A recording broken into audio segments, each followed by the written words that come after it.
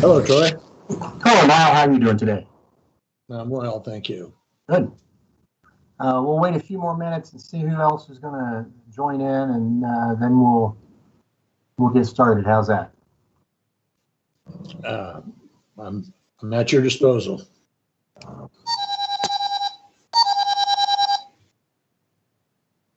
Hello? And Richard? Niall, you're able to log on to this meeting? Yeah, I'm on it now. Mine isn't working. I don't know why. I'm going to keep trying, but if I'm late, it's because I can't get on. So stay by your phone in case I need you to talk to Penny about why. I sent her an email, said to resend the link. Can you tell her to do the same to me? Yeah, hang on a second. Troy, I got Dale on the phone. Says he needs to have somebody resend the link. Yeah, I'll go visit with Rowan and have her send it to him. I'll be gone in just a minute here. It's all right. I got you. And I rebooted my computer. It's coming back up, so maybe it'll work. Hope to see you in a couple of minutes then. Want me to just hang on with you here or just call?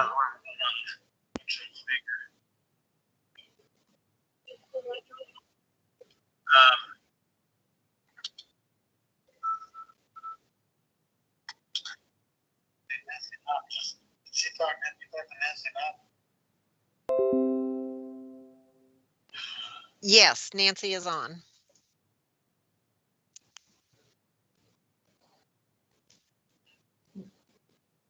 Did you hear that?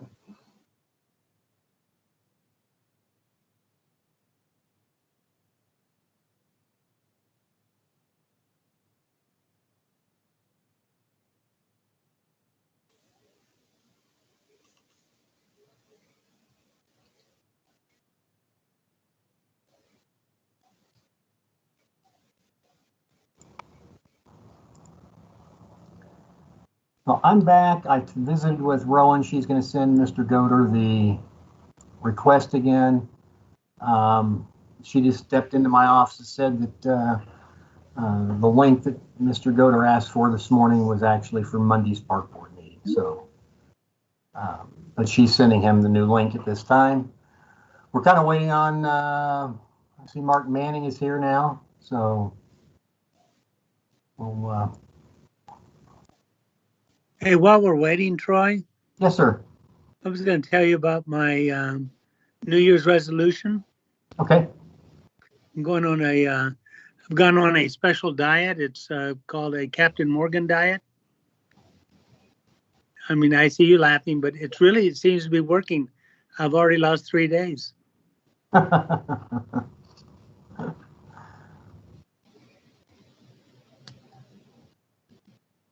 I know that Eddie, he sent me an email yesterday saying that he would be joining us, but he would be late. And he asked us to go ahead and proceed when we got ready to go. So I guess once Dale gets logged in, I'm looking to see who else we're missing.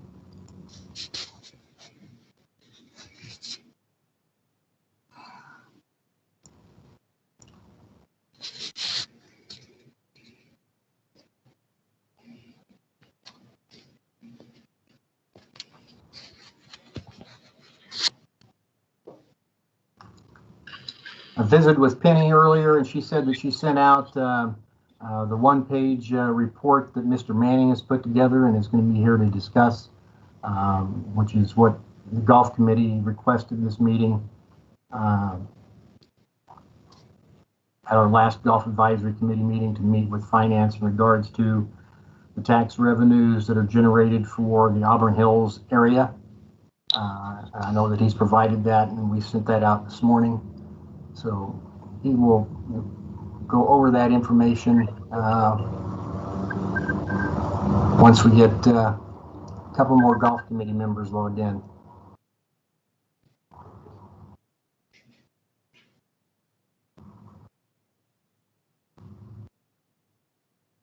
Again, while we're waiting, Troy, do you know what the definition of irony is?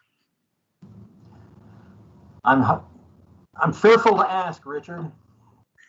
It's when a funeral home raises the cost of a burial and blames it on the cost of living. Sorry, That's okay. That humor to pass the time.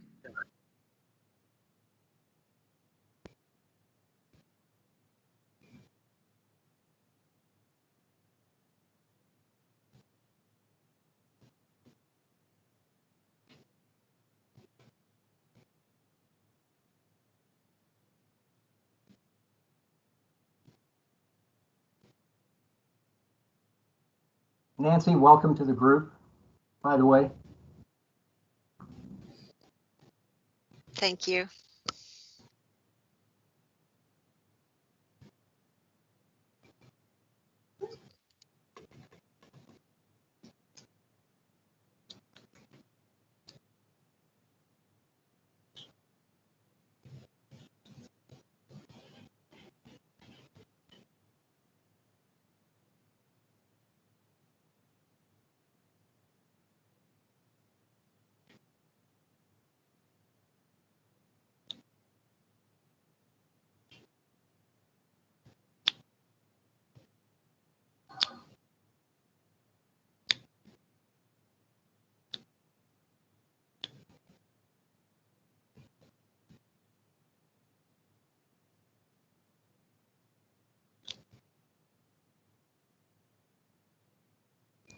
Well, it's 7 after 4, so let's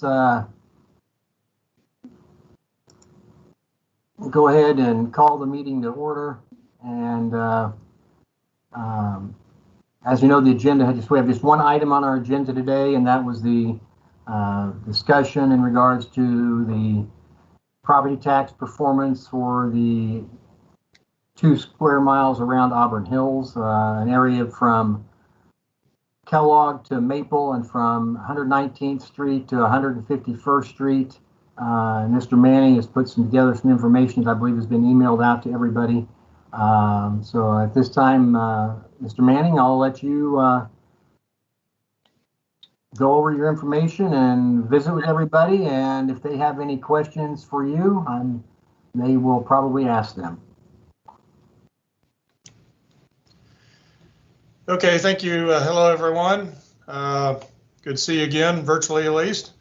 First of all, I'd like to introduce the person that's appearing in the upper left-hand corner of my screen here. I don't know if you notice that name. That's Jordan Torres. He works in our office up here and is handling some back office stuff for the golf system. So I thought it'd be appropriate for him to listen in today. So that's who Jordan is. If you see him up there, he's a very misguided youth. He has that Denver Broncos looking shirt on. So I'll try to correct that in the future if he ever attends again.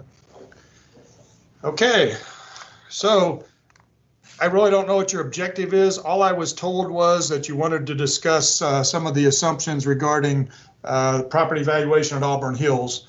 That is not a new topic. I've done that multiple times over the last 2 decades, so it was very easy for me to prepare and happy to share any information about it. I gave you the one-pager specifically, hopefully to expedite our discussion and make it hopefully easier for you. So I really don't have much to add other than what I provided to you. I'm happy to talk about it. I'm happy to hit the high points, or I'm happy to answer questions. I'll leave it at your discretion. Mark, Dale Goder, does everybody Yes, hear sir. me? Yes, sir, I can.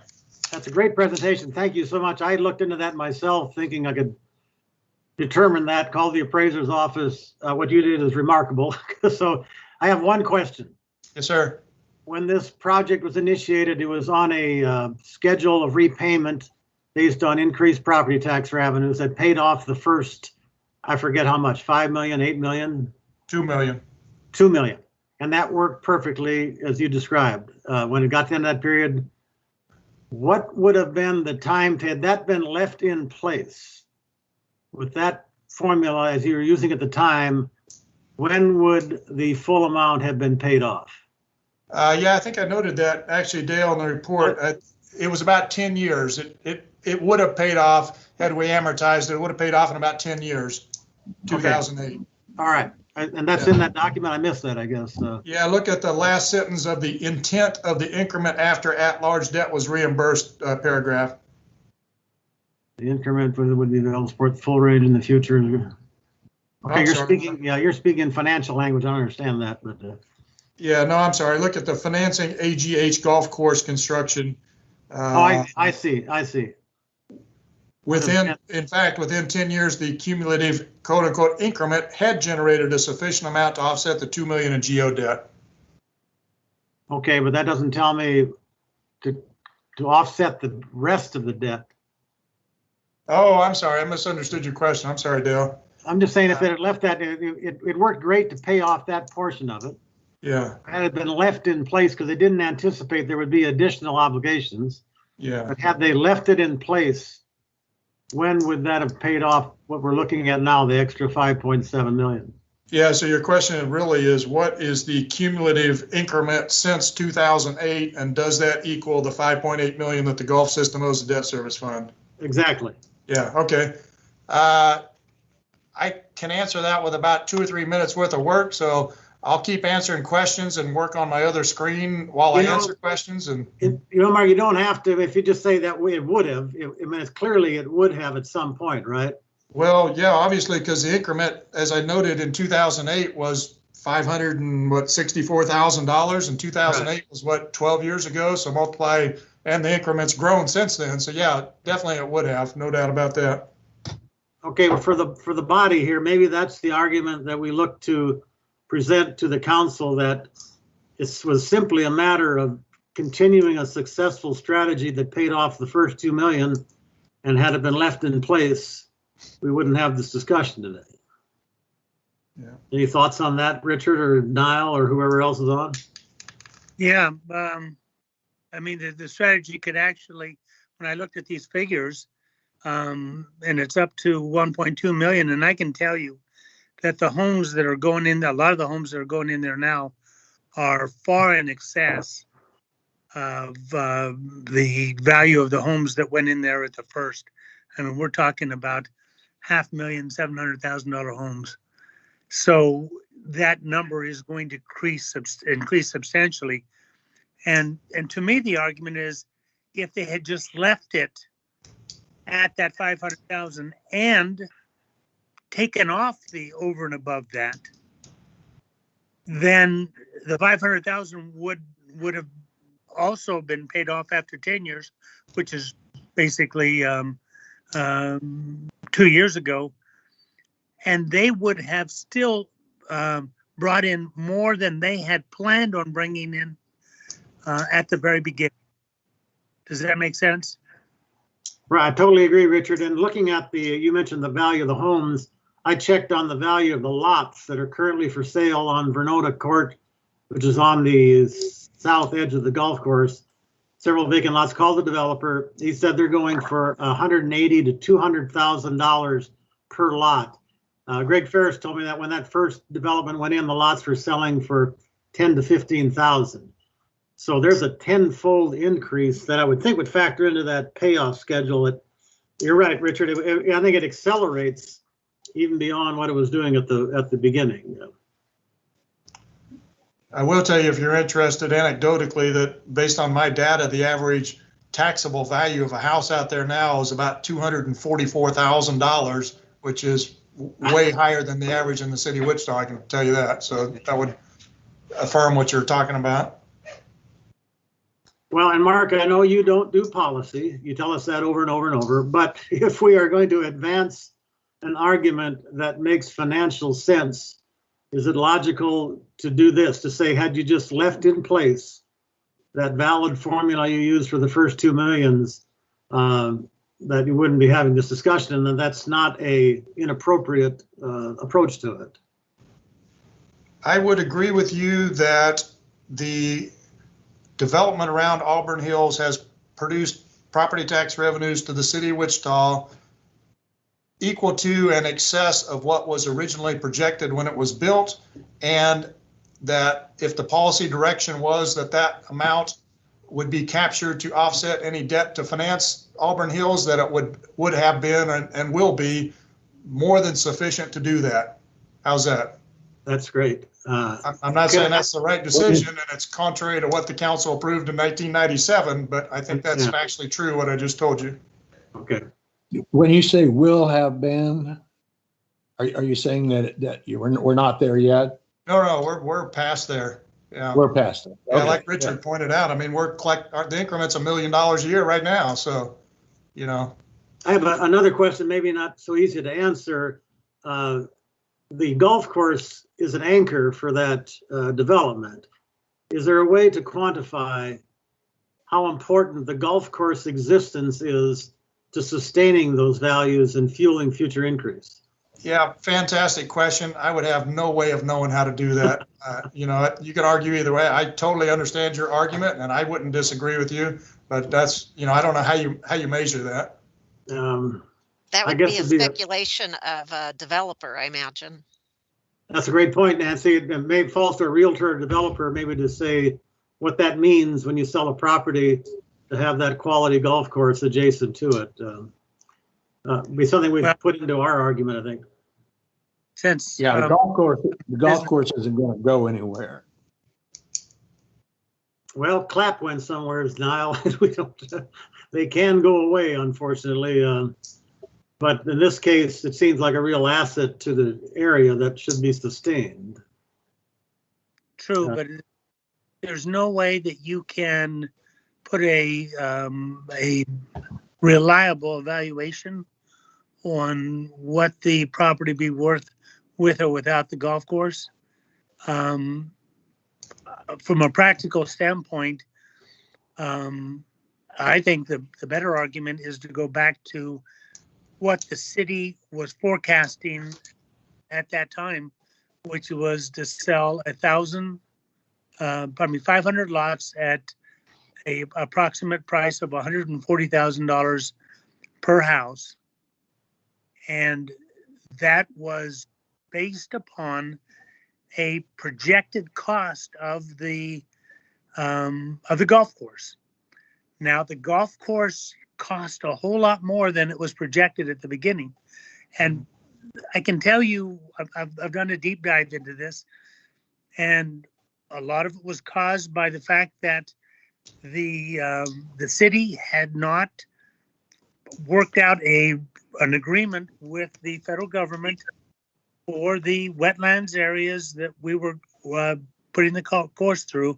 It sat just idle for almost a year.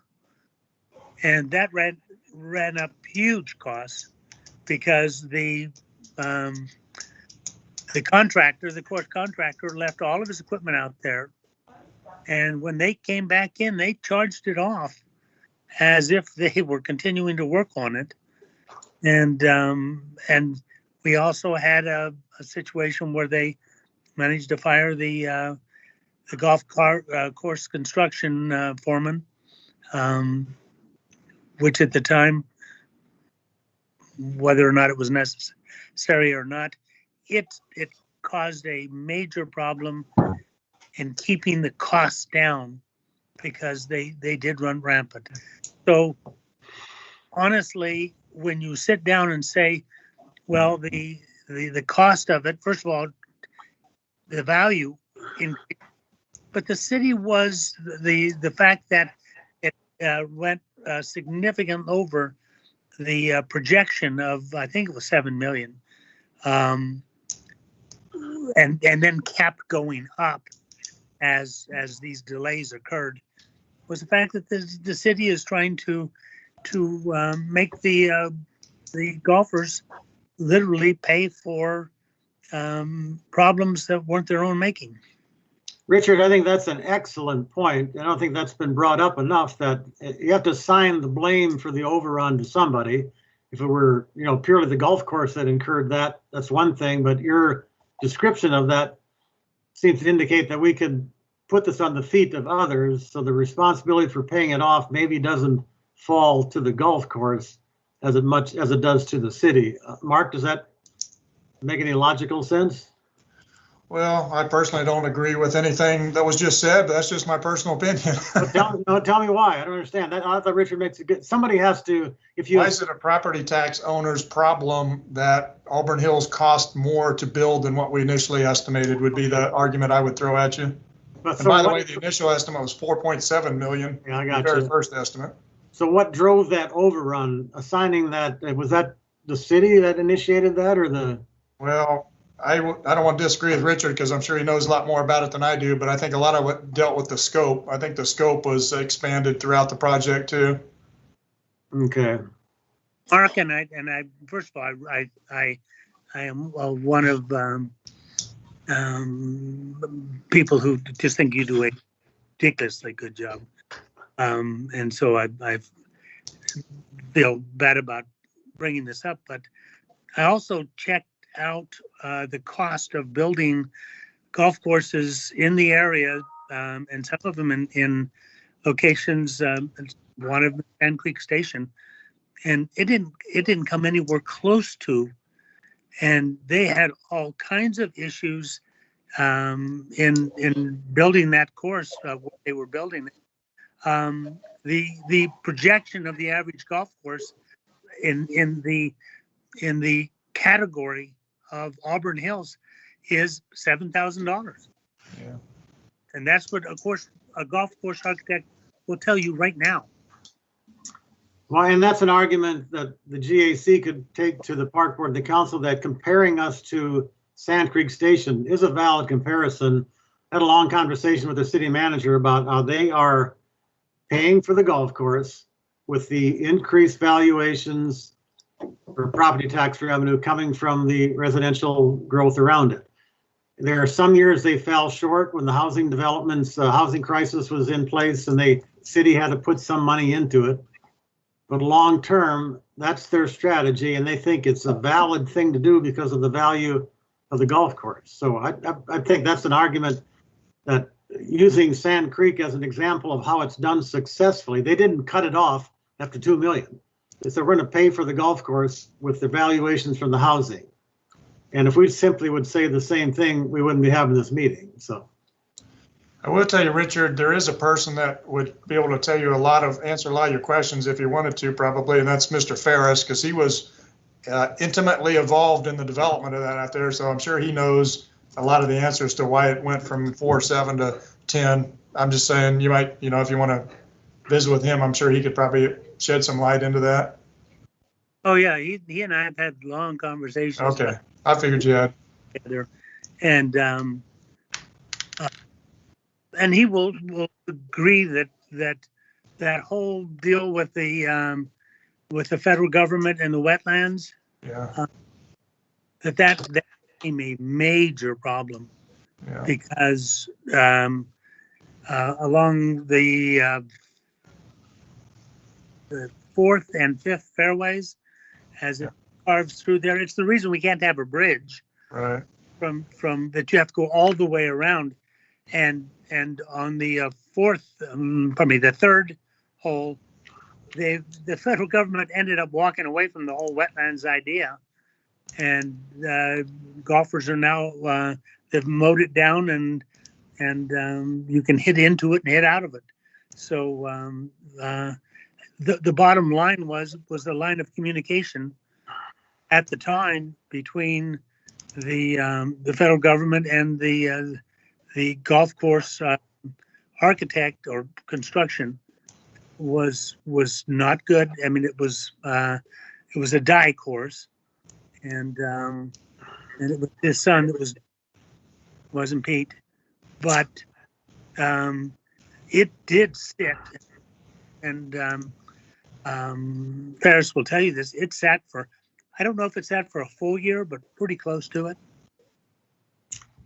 I noticed there's only three members of the GAC on this call. We don't have a quorum. We can't do anything. So Mark's time is very valuable, I know, but what's the point here? We can't generate a work product if we don't have a quorum, which is disappointing. We've got some members who have now missed 3 meetings in a row that need to be dealt with. And I thank Nancy for showing. Nancy is my appointee to the GAC, but she will take office after the park board accepts that on Monday. Do we really need to go any further? Mark, that's excellent work. Thank you so much for that. I was kind of figuring how we get our arms around it. That's the statistical information we need to go forward. Yeah, I'm happy to do it. I mean, like I said, we may or may not agree on what the appropriate policy is, but that's not my job. My job is just to provide you with factual information, and I'm absolutely happy to do it anytime. I also wanted to tell you, I talked to Director Houtman the other day, and he asked me to get a little bit more directly involved with you and/or the park board as far as providing financial information. So, like I said, I'm happy to do that. Will you be at the Monday meeting? I don't know. Like I said, I'm happy to go if I'm invited. I'd encourage you to do so. Okay. But that's not my call. Our chairman's not happy with me right now, so I'm kind of limited in what I can do. But nonetheless, Richard and Niall, do you see? We can't do anything ourselves. This is great information. But I don't know how the GAC meets in a regular meeting, I think in a couple of weeks. Mr. Hendricks, do you have that schedule? Yeah, I believe it's, let me pull up my calendar here. By the way, I noticed in the title of my piece there, I have a pretty gross typographical error. I spelled Auburn with an H on the end of it, and I apologize for that. I'll fix that next time I send something out. That's the English spelling. There you go. I believe our next meeting is the 19th, I believe. So 19th. Yeah, we'll be sending that out to everybody, a meeting request. We are working on the list, Richard, or Dale, as you mentioned, about people that have missed, so that we can bring that up at the next golf committee meeting about people that have not attended. We're always putting that together, so we will have that. I guess the January 26th is when the next meeting is. I was wrong. And yes, Mr. Manning is going to start providing our financials for our rounds report information that goes out on a monthly basis. They'll be putting that together for us. Okay. And then I was also asked by Mr. Houtman, since he wasn't able to be in the meeting today, to let everybody on the Golf Advisory Board know, along with Ty, who's on our park board that's sitting in on this meeting today, to let you guys know that the second week of furloughs for the first part of the year here that started here in January. The second round of furloughs has been canceled, so everybody will only have to furlough 1 week here in January. So he wanted me to let you know that the finance department, even though they have not closed the month out and the year out, they were able to do some projections, and they projected that we should finish the year at somewhere on the other side of $300,000. So we were able to forgive 1 week of those furloughs. So that was some good news that we shared with our staff yesterday. Well, and I anticipate this will come up at the park board meeting, the discrepancy between Mark Manning's number and your number, and we need some resolution of that at some point as to where exactly we did end up the year. You don't have to get into it now. That's why, Mark, I do hope perhaps that you are present at the park board meeting, because to me, that's a major consideration. We're so far apart. The communication, well, I'm going to leave it at that. There'll be a discussion of that Monday. That'll be.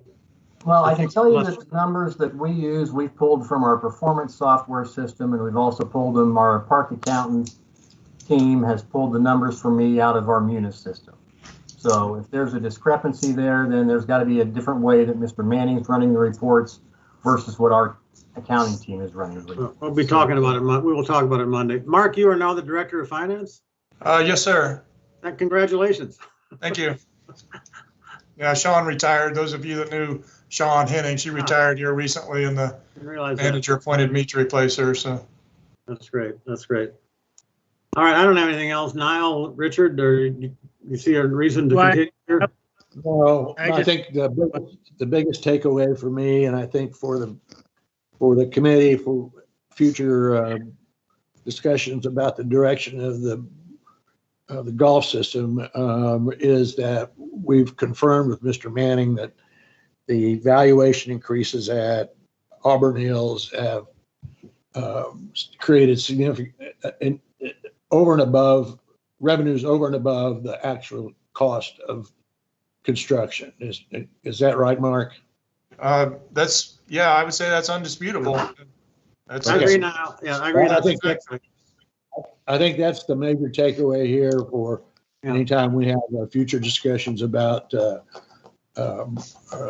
golf system, its operation, and its policies. That this is something that I think is critical to get the city council and others who are involved in that discussion to fully understand.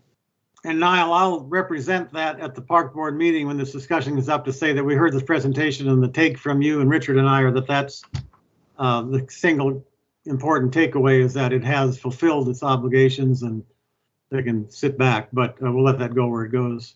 All right. This is Nancy. I'm glad you brought that back up again, Niall and Dale too. Mark, I was wondering if you would be able to, on your letterhead, and it may just have a little more weight with it, actually put those numbers in for Dale to present, so that they know where exactly that came from. Well, I think a probably better or more appropriate strategy would be for me to correct the H to an N on the top of the memo that I provided. Use that. I mean, I see Department of Finance on the bottom, so then, everyone's going to know it came from us or from me. Okay. Well, I guess then I didn't read this the same way that but to have that total number, if we had continued this is the amount of money that. Yeah, Nancy, I totally agree, Nancy, that it's Mark speaks in finance language, so we don't always understand it. Mark, you got to understand we're limited in our knowledge, but if you could express that single point Niall reference there, that in fact the valuation increases have more than covered, and if you could identify the point that happened, that'd be great. But if not, just to say that debt has been paid for in the same fashion the first 2 million was. That's pretty much, as Niall said, that's the takeaway, that I can use that to the park board. Really what you're asking me is what is the cumulative total of all the bars on that graphic, right? Pretty much. Yeah, and I have that data. I just didn't share it in the memo, but yeah, that's what you're asking. I will tell you, I just want to give you a quick caveat. Everything I'm doing here is estimated and based on assumptions, but it's going to be, it's all kind of a hypothetical exercise, but that's just my disclaimer. Yeah, no. And understand, as a journalist, our mandate was always to write to the level of a fourth grader. We're your fourth graders here. So when you express that, put it in terms that we can understand. Okay. Thanks for your work, Mark. Appreciate it. Yes, sir. No problem. If you guys need anything, just let me know. Thank you, Mark. All right. I'm going to pop off. All right, folks, we'll see you at the January meeting, and I will represent this to the park board, and it is what it is at that point. I don't know that there's the enthusiasm on the park board that there is on the GAC to pursue this. I hope there is. They have expressed this in the past and has been gone unnoticed. So it's really not so much a pursuit, Dale. It's just a general understanding. I mean, we're not looking for a policy change other than to say that to hold debt over Auburn's head is a fallacious argument that Auburn has more than paid for itself. I totally agree. That is Encino. Dale, again, just thinking about the argument, as a practical matter, the bonds were paid off. You're right. There is no Oh, debt. yeah. There is no debt. You're And right. so there is no debt. They were paid off literally with these funds. You're right. It really was self-fulfilling, and they just didn't know they did it. Right. So That's a great point, Richard. And I'll try to make that point. It needs to be made to the council in the end. So to communicate back to your respective council members that that's what is here. It's so in the weeds for the general public. They don't understand it. But nonetheless, that's great. All right. Well, I'll touch base later again. All right, sir. Thank you. Thank you all for attending. Yeah. Thank you, Nancy. Thanks, Nancy. Thanks, Ty, for sitting in. Nancy, Yeah, thank you for having me. Nancy,